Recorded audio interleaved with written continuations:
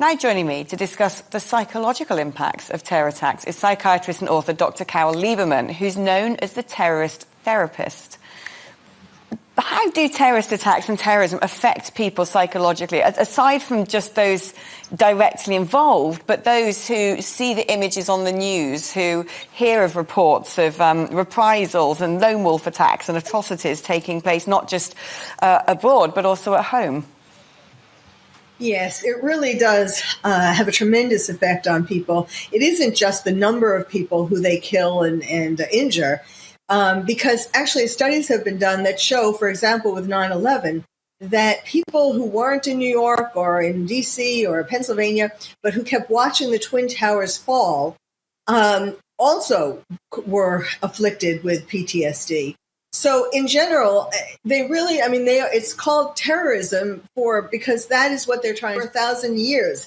So yes, this victory in Afghanistan, its symbolism and actually its reality in terms of destroying our intelligence and everything else that you were talking about, it is a major blow. I mean, basically they are saying, and with that picture, that photograph perhaps you saw, where they copied what the Americans were looking like at Iwo Jima, that was their symbol. We won the war on terror. When terrorists commit atrocities, I mean, surely when it comes to the domestic population, it kind of concretizes them against who they perceive to be the people responsible. But what sort of effect does it have on people? I mean, is there a sort of effect that people might find this sort of almost glamorous or enticing, and does that help to radicalize people, seeing the sort of might of the ability to unleash such horror on a population? Yes, absolutely. There are people, we know already, there are people who have, after the press conference of the Taliban, in which they presented themselves as these teddy bears and Afghanistan is, there are people already who have been leaving various places and going to Afghanistan and wanting to join that. You know, during COVID, all of the terrorists have been continuing to recruit. And they were able to be much more successful because people were spending so much more time on the internet during this year and a half plus of COVID lockdown. And so they have not stopped. It's just that, because we haven't been out, they haven't been able to have attacks where they kill a lot of people. But, for example, first of all, the southern border in America, Biden is just letting that be not even a border at all. People are coming over with COVID, with terrorist plans, and so on. And then, of course, from Afghanistan, the Afghans, they didn't check every Afghan's credentials. And so, of course, there are going to be some terrorists who snuck in, with the friends of America, the translators and so on. There are people in America who are planning terror attacks from Afghan, from south of the border, and from even before. Understand when you look at lone wolf attacks and things like suicide bombers, is how somebody who has grown up in the West can become so detached from Western values and so detached from, what we see as a normal way of thinking and operating, that they'd be prepared to take their own lives for a remote organization, the other side of the world, in countries that frankly look, stuck in chaos and disorder. How does that happen? And how can we possibly prevent that from happening? Yes.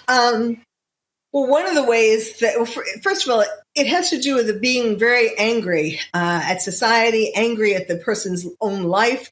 Their anger is what makes them want to join an organization, which gives them a purpose for their life and a way to express their anger. Also, the girls who have seen terrorist guys on the internet, who, to convince them to come there and to be their wife, and they'll have a wonderful time. These are girls. I mean, usually it's teenagers, but even 20s, girls, women who are feeling that they're not going to find love, that it's passed them by, or they don't have the teenagers, they don't have a boyfriend, they think they're not pretty enough, so on. And they get very sucked in to these terrorists who tell them how much they love them and what a wonderful life they're going to have. It really has to do with the problems inside the person whether it's a woman or a man, that make them think that they want to express their anger or they want to find love, but they're not going to find it here. So that's why they convince themselves that they're going to find it over there. And of course, once they get there, it's very different.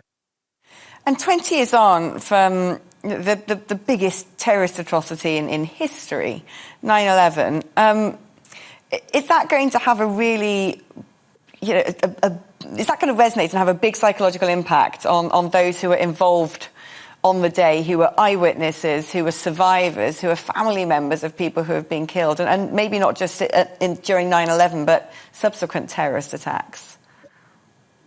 Well, it's really very strange. Yes, the people who were alive on 9/11 in America do feel that same, we are triggered by various things that could even, not just seeing the images, but even having the same thing for breakfast that we had on 9/11, like any kind of trigger, anything that brings back that day. But it's very strange because on the one hand, yes, of course, we feel those feelings and it's painful. But on the other hand, people are so, and this is really bothersome, people are so in denial. People are so in what's called cognitive dissonance. They realize these feelings on one level, but then they convince themselves we don't have to worry about this again on the other level. There is such denial every year, as you probably have seen.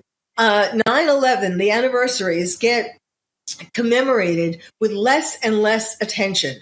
For example, there are fewer names read. They don't allow, last year they used the excuse of COVID last year and also this year to not allow all of the people to be able to recite the names of their family members.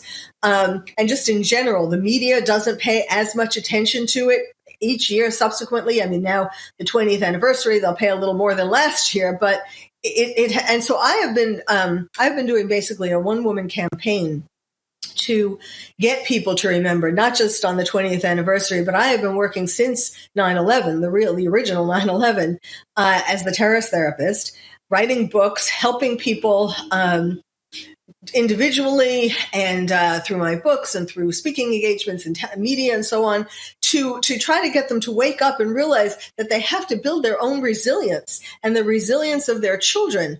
Because this is coming. This is not something, it's not a one-off. It is really, especially now. I mean, when I've been saying this for 20 years, and obviously I couldn't know what was going to happen in Afghanistan, what just happened, but I did know that we were going to be continuing to see terror attacks pretty much indefinitely. And people, of course, it's normal for anybody to want to forget traumatic memories, like anyone, when you were a child, if a parent died or parents got divorced or had some kind of traumatic incidents happen to you as a child, you don't want to remember that. Same thing with 9/11, no matter how old you were, same thing with 9/11. But we have to, in America, fortify themselves and understand what to expect. That's Dr. Carole Lieberman, psychiatrist known as the terror therapist.